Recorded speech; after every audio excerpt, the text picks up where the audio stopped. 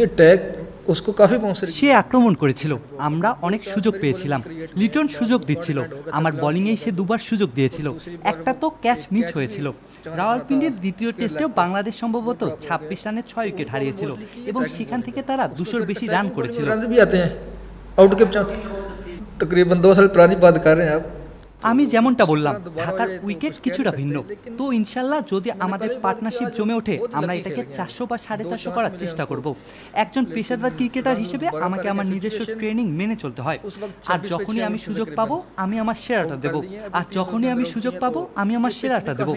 আমি যাই পারফর্ম করি না কেন, সেটা যেন পাকিস্তানের জন্য সেরা হয়, এটাই আমার ये মানসিকতা। बैटिंग के लिए भी अच्छी पिच है जी। देखिए एज ए प्रोफेशनल আমাদের 4 জন বলার আছে, আমাদের সবসময় প্রস্তুত থাকতে হবে, সুযোগ পাই আর না পাই।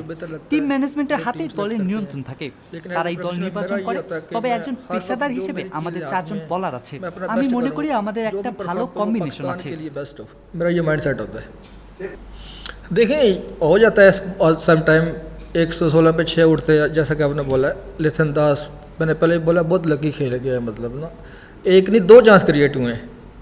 तो अगर वो क्या अब ये क्या अगर मगर हो सकता है, अगर हो जाते तो टोटली डिफरेंट होता रिजल्ट। हो सकता है वो मतलब 200 के अंदर आउट हो जाते। तो अब वो हमारे यहाँ फैसले नहीं आए, लेकिन हमने अब आगे देखना है इंशाल्लाह। अब हमारी बैटिंग का तो उस पर फोकस करेंगे, जितना ज़्यादा टोटल करके सेकंड इनिंग्स में ये गलतियाँ ना करें तो उनको आउट करें इंशाल्लाह। ये जैसा कि मैंने बोला ढाका से बहुत डिफरेंट है पिच। ढाका में बॉलिंग को सपोर्ट कर रही थी क्योंकि उसमें काफ़ी क्रैक्स थे, अप डाउन भी होना था, अनइवन बाउंस था।